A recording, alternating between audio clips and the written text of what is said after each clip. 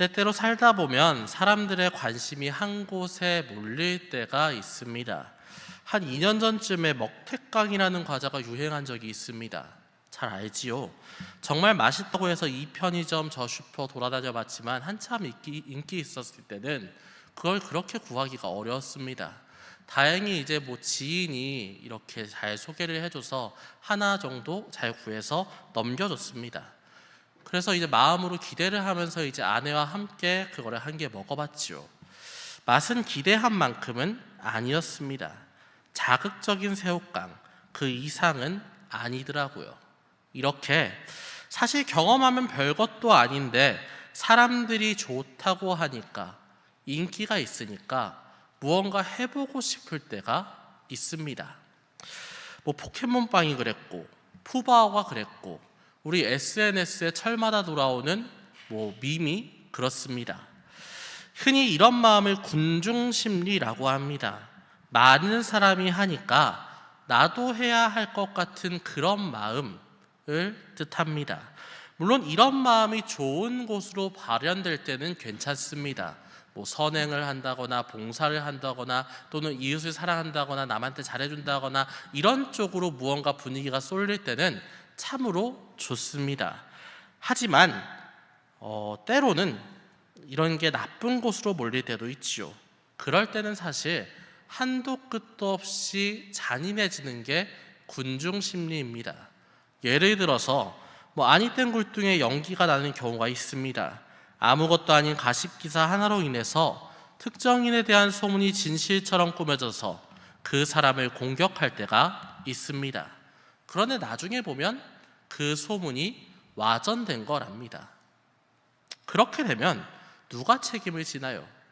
그렇게 사실이 밝혀졌을 때 사실 그렇게 욕하던 사람들, 그 누구도 책임지지 않고 그 소문이 사라지게 됩니다. 뜨거웠던 관심이 곧바로 꺼져버리지요. 누구도 피해자에 대한 걱정은 하지 않습니다. 그리고 오늘 본문도 이러한 군중심리의 역기능에 대해서 보여주고 있습니다. 주님의 죽음에 결정적인 역할을 한 심리에 대해서 알려주고 있지요. 본문 1절에서 3절을 우리 함께 읽어보겠습니다. 1절에서 3절 우리 함께 읽겠습니다. 새벽에 대제사장들이 즉시 장로들과 서기관들 곧 온 공회와 더불어 의논하고 예수를 결박하여 끌고 가서 빌라도에게 넘겨주니 빌라도가 묻되 내가 유대인의 왕이냐? 예수께서 대답하여 이르시되 내 말이 옳도다 하시매 대제사장들이 여러 가지로 고발하니라. 아멘.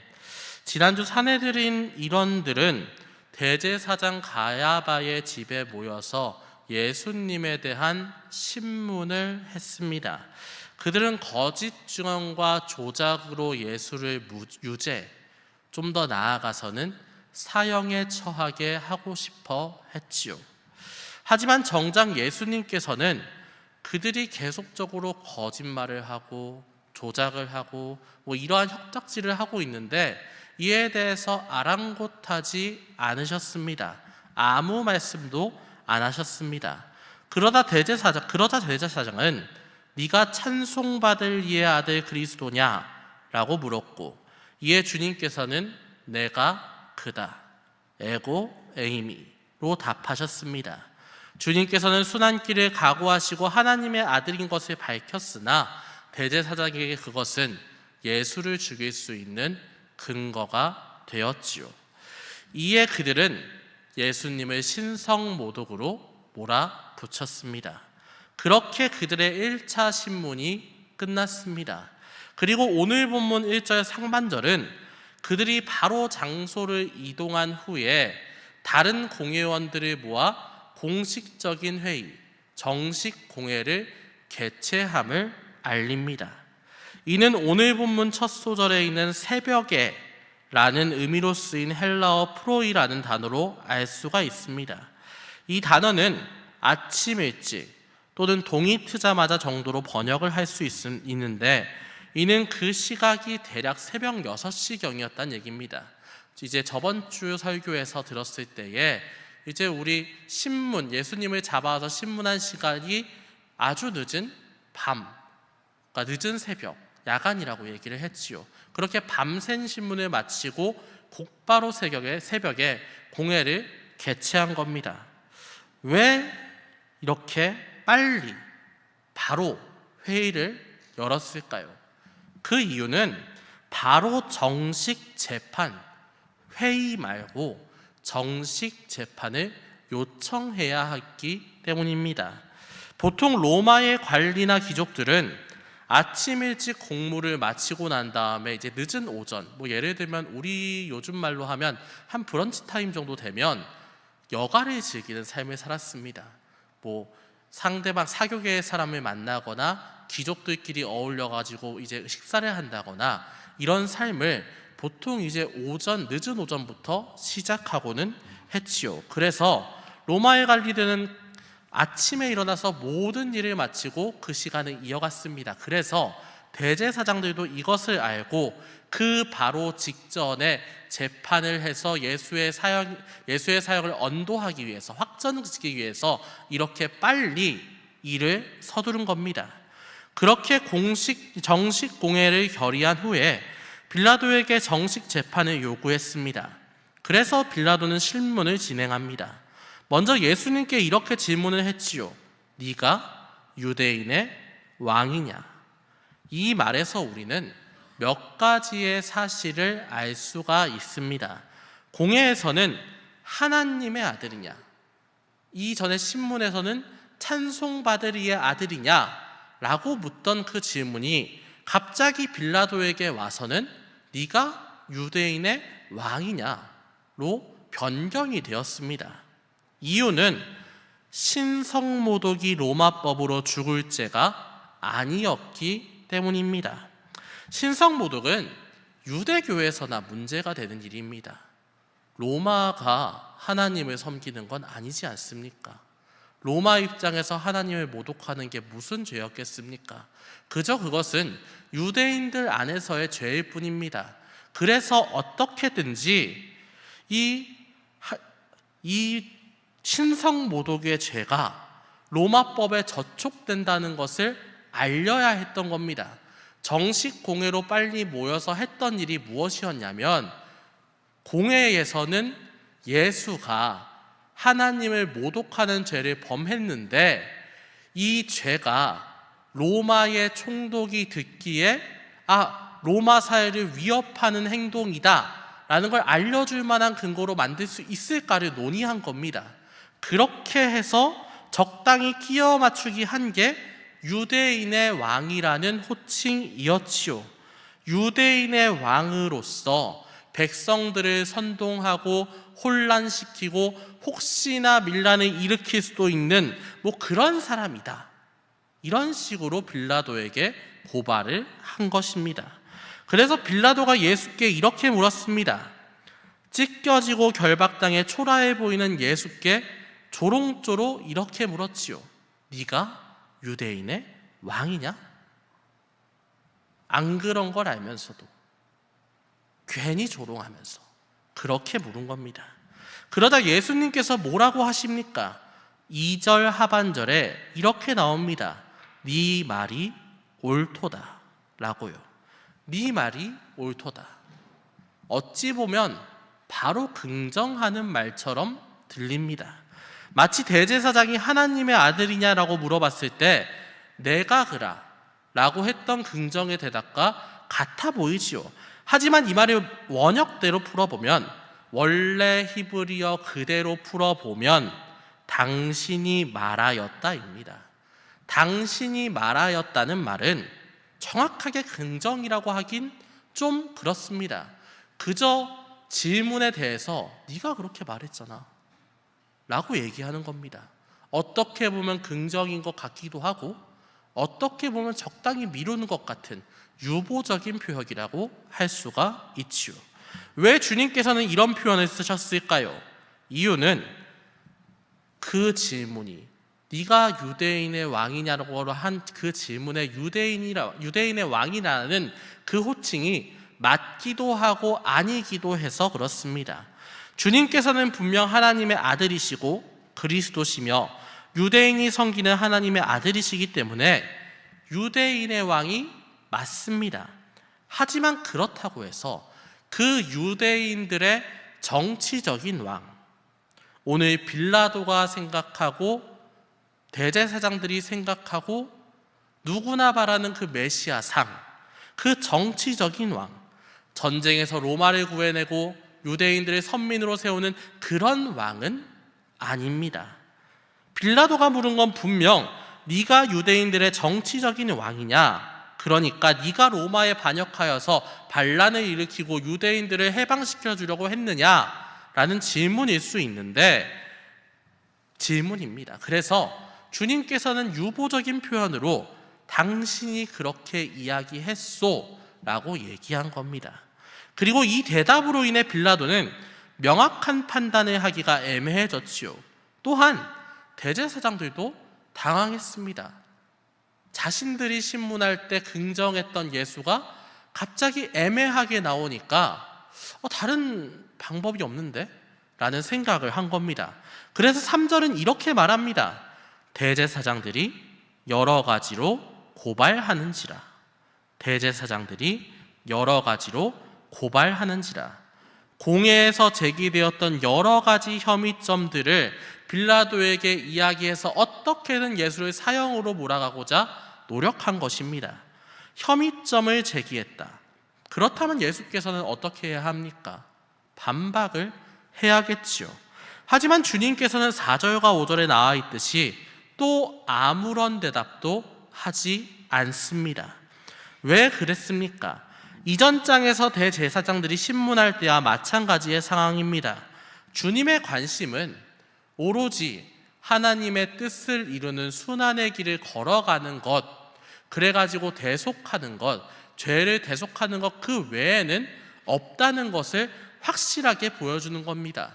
그래서 네가 그리스도냐, 네가 하나님의 아들이냐, 네가 유대인의 왕이냐, 이건 좀 유보적이지만 그런 대답에는 말을 하고 긍정을 하고 있지만 나머지 얘기, 내 자신의 생명을 살리려는 얘기에는 아무 말도 하지 않은 겁니다. 이에 빌라도가 물어봅니다. 대제사장들이 저렇게 많은 혐의를 제시하고 있는데 왜 너는 아무 대답이 없느냐?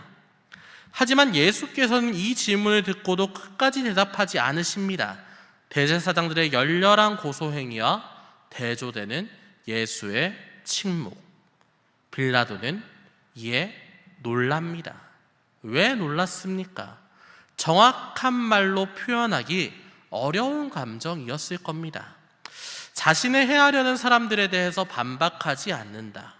그런데 저 예수라는 사람은 무언가 다른 생각을 하는 것 같다. 무언가 우리처럼 반응하지 않고 좀 더 높은 차원의 생각을 하고 있는 것 같다. 이런 감정이 말로 하지 않아도 느껴졌던 겁니다.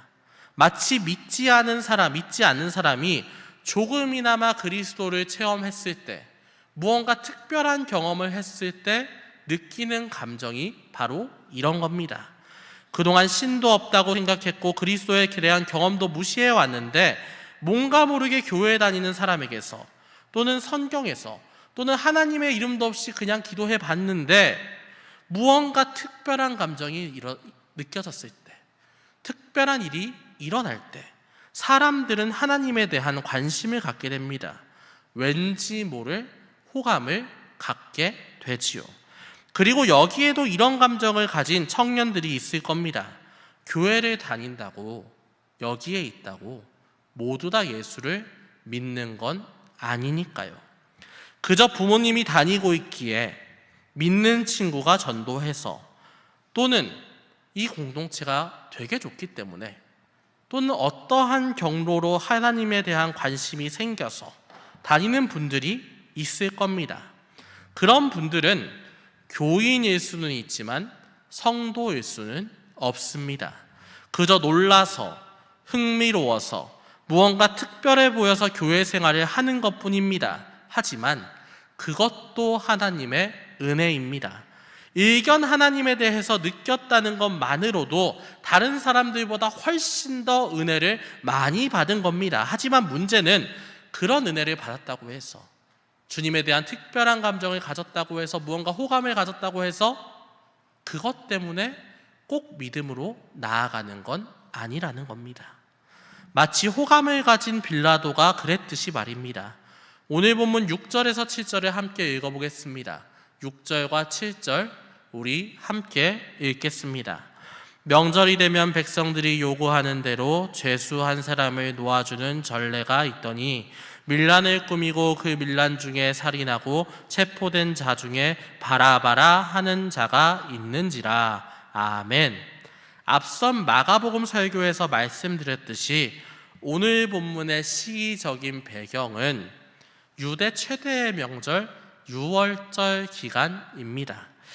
6절 본문은 이때 백성들이 요구하는 대로 죄수 한 사람을 놓아주는 특별 사면하는 그런 전례가 있었다라고 얘기하고 있습니다. 사실 복음서 외에는 이런 기록이 없기 때문에 로마 지배하에서 6월절에 특별한 절기에 정기적이고 지속적인 사면이 이루어졌는가를 알 수는 없습니다.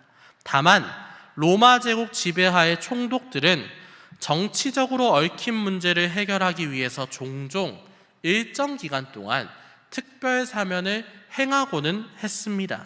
실제로 요세푸스의 기록에 따르면 주 62년부터 64년 유대 총독 알비누스가 수차례에 걸쳐서 특별 사면을 행했던 기록이 있습니다. 그리고 이러한 특별 사면의 이유는 대부분 정치적인 것이었습니다. 정치적이라는 얘기는 식민지의 안 좋은 분위기를 바꾸기 위해서, 식민지 백성들의 안 좋은 분위기, 여론을 바꾸기 위해서, 인기를 얻기 위해서, 무언가 상황을 뒤집기 위해서 이런 사면이라는 방법을 썼다라는 얘기입니다. 좀 더 압축적으로 얘기하면 포퓰리즘의 한 방편이었다는 얘기입니다. 백성들에게 인지도가 있는 죄수를 풀어주어서 인기를 얻기 위함이었다는 거죠. 오늘 본문은 이 특별 사면의 대상자가 바라바라는 사람이라고 합니다. 그는 밀란의 주동자였습니다. 사실 요한복음은 그를 강도, 히브리어로 레스테스라고 칭합니다. 그래서 요한복음을 읽으신 분들은 단순히 바라바를 그냥 단순 강도다 라고 생각을 하는 경우가 많습니다. 그리고 이 사건 후에 예수님께서 십자가에 달리실 때 양옆에 있었던 죄수들도 강도라고 칭해지지요. 그래서 이 사실을 아는 사람들은 그 예수님 양옆에 있던 2명, 그리고 오늘 나온 이 바라바 3명이 모두 다 십자가형에 처해질 운명이었다라는 것을 추측할 수 있게 됩니다. 하지만 어쨌든 요세푸스에 따르면 이 단어 레스테스, 강도라는 단어는 반로마 투쟁자를 지칭할 때 사용되곤 했습니다. 그렇기 때문에 오늘 7절의 기록처럼 밀란의 주동자, 유대인 기준으로는 혁명가라고 칭하는 게 맞을 것으로 보입니다. 그리고 이러한 정치적 혼란을 일으킨 자가 받는 처벌은 당연히 아까 얘기했듯이 십자가형입니다. 그래서 오늘 본문 9절에서 빌라도는 군중들에게 묻습니다. 너희는 내가 유대인의 왕을 풀어주기를 원하느냐라고요. 굳이 예수를 풀어주기로 묻는 이유는 빌라도의 호감 때문일 겁니다. 실제로 10절은 빌라도가 대제사장들이 예수를 시기하여 고발하였다라고 말하고 있지요. 빌라도가 대제사장들이 예수를 시기하는 것을 알고 있었다라고 얘기합니다. 그래서 예수가 무죄한 걸 알고 있었다. 그렇기에 괜히 한번 호감을 가진 마음으로 굳이 예수를 풀어줄까라고 먼저 물어봤다는 얘기입니다. 그렇다면 군중들은 어떻게 선택을 했습니까? 어떤 선택을 했습니까? 사실 이때까지 군중들은 일치된 의견을 가지고 있지를 않았습니다. 보통 우리 이 이야기에 대해서 생각을 해보면 빌라도가 이렇게 물었을 때 모든 군중이 입을 모아서 바라바를 풀어주시오, 예수를 십자가에 달아버리십시오, 이렇게 생각을 하고는 합니다. 그런데 사실은 군중들은 이 당시까지 일치된 의견이 없습니다. 왜냐하면 그 구성을 보면 왜 그런지에 대해서 알 수 있습니다. 물론 그들 중에는 예수가 대제사장에게 야밤에 신문당할 때 그거를 대제사장 가야바의 집에서 구경하던 사람들이 있었습니다. 아마도 그들은 잘못했으니까 저러겠지 생각하면서 물어봤을 때 예수를 십자가에 매달려야 합니다 라고 얘기할 수 있습니다. 하지만 군중 전체의 구성은 절대 그러지 않았습니다. 그들보다 훨씬 더 많은 사람은 재판을 구경하는 사람들이었습니다. 그리고 그 예루살렘 안의 재판을 구경하는 사람들은 예수님의 사역을 듣거나 아는 사람들이었지요. 예수님께서 예루살렘에서 사역을 할 때 많은 사람들이 호감을 갖고 있었습니다. 환호했고 큰 호감을 가지고 나쁘지 않게 보는 게 현실이었지요. 실제로 그 호감 때문에 대제사장들이 시기하여서 예수를 죽이려고 한 것 아닙니까?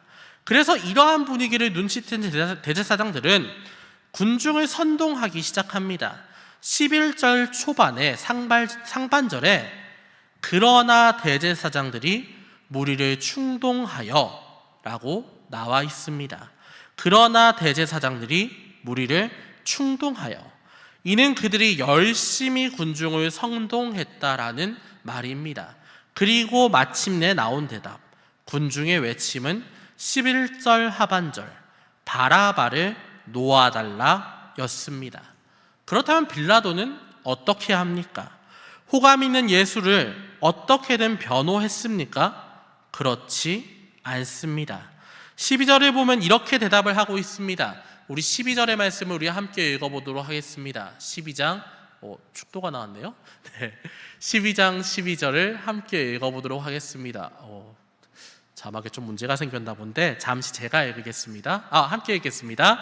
빌라도가 또 대답하여 이르되 그러면 너희가 유대의 왕이라 하는 이를 내가 어떻게 하랴. 아멘.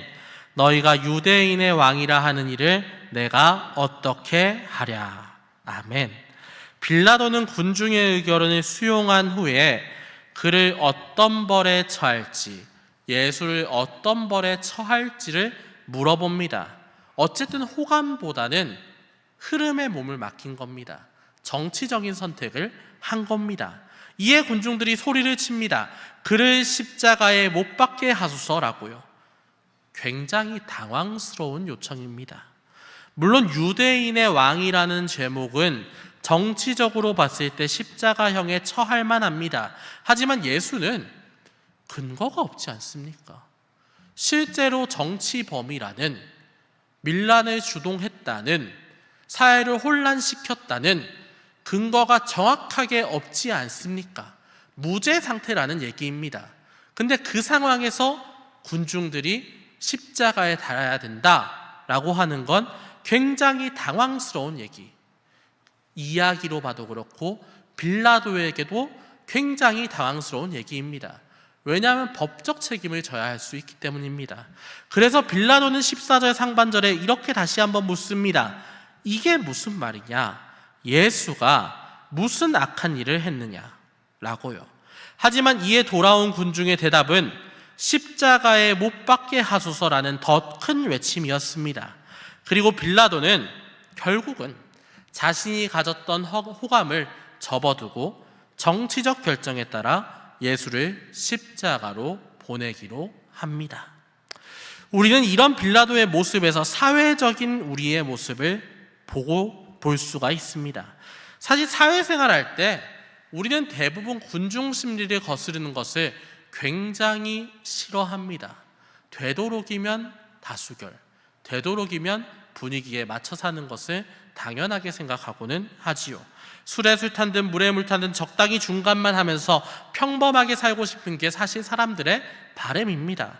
그리고 이는 여기 있는 사람 중 교회와 예수님께 호감을 가지고 있는 사람들도 마찬가지입니다. 그리고 그 호감이 믿음으로 넘어가지 못할 때 우리는 예수보다 군중 심리를 택하는 경험을 종종 하고는 합니다. 누군가 교회를 비난하면 그게 맞는 것 같이 들립니다. 누군가 예수나 하나님은 모두 신화가 아니냐, 논리적으로 이것저것 반박하면서 근거를 대면 저 말이 맞는 것 같네? 라고 생각을 합니다.